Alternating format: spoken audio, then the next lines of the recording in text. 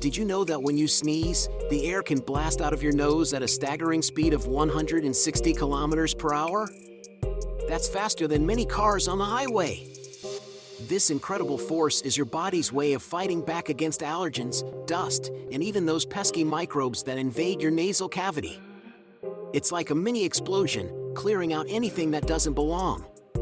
And if you think about it, one single sneeze can release over 100,000 pathogenic bacteria into the air.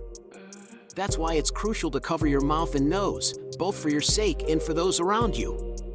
So next time you feel that tickle in your nose, remember, it's not just a sneeze, it's a powerful defense mechanism in action.